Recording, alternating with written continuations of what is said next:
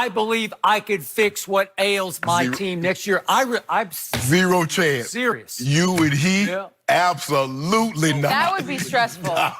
Just like that. No way, Yeah. Skip. I don't know. You know you. Best friends? You know you, Jerry? and you know Jerry. I do know Jerry. No. Somehow I feel like that would be a lot of I would arguing. fix Jerry. Okay, well, maybe he's I got a watching feeling and that he can Jerry is not going to take be a like listen. Ernestine and is forgiving and let you have your way. We have a ton to get to today, apparently including that. Also, the NFL is reportedly inclined to believe the Patriots' explanation for recording the Bengals sideline. We'll go there. And then, should the Jets discipline Le'Veon Bell for bowling Saturday night until 1 a.m.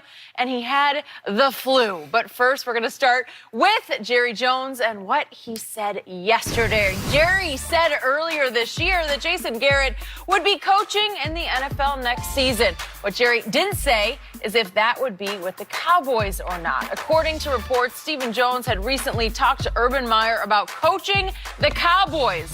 When asked about this, Jerry denied those reports, but was clear to not deny any interest in Urban when discussing the possibility of Lincoln Riley taking the Cowboys coaching job on the Herd. Urban Meyer admitted that it was a job he'd take. Take a listen. That's the one. You know, that's the New York Yankees. That's the Dallas Cowboys. That's the one. Great city. You got Dak Prescott. You got Zeke Elliott. You got loaded team. You know, and I can't speak for him, obviously. I hate to even speculate because I don't know him. That's really not fair. But to me, that's the one job in professional football you kind of say, I got to go do that. Had you been called by the Cowboys? I have not. But if you would have been, you'd have spent a couple days with it. Sure. Absolutely. Yeah, absolutely. That one, yes. Yes. Shannon, Go, Urban, go. what do you make of all this? I'm disappointed. It bothers me that Jerry Jones has a head coach currently, and he's out there entertaining the opportunity. There's a speculation about other coaches. Skip, it's almost like you're married. Okay, you're going to get a divorce. But until you do, don't entertain other women. Don't humiliate your wife currently. Yep. If you're going to get a divorce, get the divorce. Jerry, there'll be plenty of time. Like you said, Urban Meyer even speculated, and I'll address him in a minute, that this is the one job, the Yankees, the Cowboys, there are certain Boston Celtics head coach, the Knicks, you know, used to be the Knicks, the Lakers, there are certain jobs, no matter who's the owner. No, he just left it at Cowboys, Yankees. That's it. You take the call. Yeah. Don't throw those Lakers in You there. whatever. Come on. You know you're going to take that call, Skip. You take those calls for the simple fact of the history and the prestige behind that brand.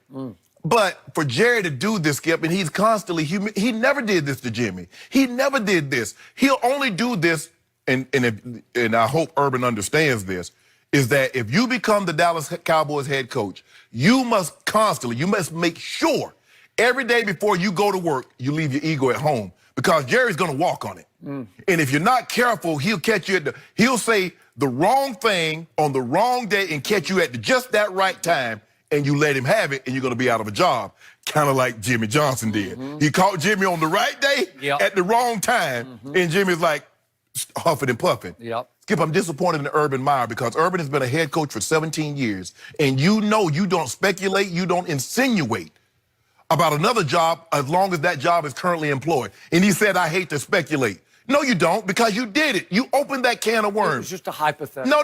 But Skip, you said, look, I have too much respect for Jason Garrett and the coaching profession to speculate on a job that's currently employed. There's someone has that job to say what I would or wouldn't do. There'll be a time and a place that we can address all this. But you don't say, now he starts the wheel rolling. He wouldn't want anybody to do him like that. It bothers me that the things that we wouldn't want done to us, we have no problem stepping on doing to someone else. But Jerry Jones, this is his problem. This is the problem that I've always had. And Troy Aikman said something very interesting. He said these problems will probably continue on as long as what, Skip?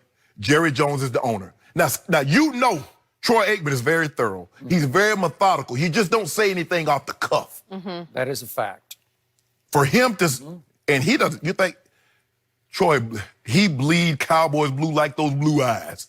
He is a Cowboy through and through, Skip Bayless.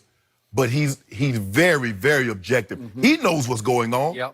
And he said, look, maybe a coaching change would be in order, but you're not going to change much. You change one position. But it's the guy that's above that's causing all the problems. So I'm very disappointed. I'm disappointed in Jerry that he would do this to Jason Garrett. I'm disappointed in Urban Meyer that he would do this to Jason Garrett. Very interesting. So, before I launch into all of the above, I want to make it very clear that this topic is nothing but torture for me, because I want everybody to understand that this topic is just bathed in anguish and frustration, because I have now been relegated to rooting like crazy against you and the world for a team whose head coach I want fired, because I wanted him fired years ago. So you want to talk about a conflict I have when I'm dealing with this, because I have nothing but respect for Urban Meyer as a football coach. And I do believe, and I'm going to get to that in just a second, I do believe he would be a very good, if not great fit. I don't know if great, because I still don't know how he would translate to pro football. But I do like the idea of Urban Meyer coaching my team next year. But this team, to your point, ain't over. They still, unbelievably, against all odds, have a chance to do what Jerry Jones talked about after the New England loss. They could turn this into the greatest story ever told. Good. They could do so by getting blown out by the Rams and then going to Philly and somehow eking out a win and eking out a final season-closing win over their arch-rival Redskins, and then they could launch. They could win a home playoff game. Today it would be against Seattle. Well, they beat Seattle a year ago in a home playoff game. Could they do it again? Sure they could. What did Urban just say? They got Zeke and they got Dak and they got, to quote Urban, a loaded football team. We all know that. It just hasn't fired yet, right? Loaded, but hasn't fired. I can't explain why. Maybe they'll fire against the Rams. But the point is, they haven't. And the point is, to your point, Jason Garrett is still the head coach of this team, even though I called for his job after his second full season with the Cowboys, 2012, when he went 8-8 for a second straight year, and I said he's not a head coach. He's too vanilla. He's too inspirational. He's too much of just an offensive coordinator. He's not a commanding officer. He's not a leader. He's not a motivator. Fire him, Jerry. You got to move forward. You swung and you missed with a young man that you love, a guy that you treated like a son. So now, after the New England game, I did it again. I came in here and said, I would fire him right now, because this team is teetering after the 13-9 loss in late November, just before Thanksgiving, ahead of the Buffalo game. The game at New England, I said, that's enough. You could see it teetering. You could see 3 wheels off. Maybe the 4th is teetering and wobbling. So now you need to jumpstart. You need a complete reset for this team. You need a seismic shift. You need a whole new voice in the locker room. And you said, who? I said, I don't even care. Chris Richard, Rod Marinelli, whoever you want. The special teams coach. I don't care. Just get his voice out, because they're not listening to his voice. Yet here we go again. What did Jerry do that night? He was blubbering about Jason Garrett, right? Remember, we've had a football life together, and I want nothing more for Jason to he had tears in his eyes talking about him. But Jerry has swung wildly from good cop to bad cop, because we've seen now lately mostly bad cop. Correct. He keeps dropping hints about how a coach is on life support who's still coaching a team that is in first place in the division. It's come to that.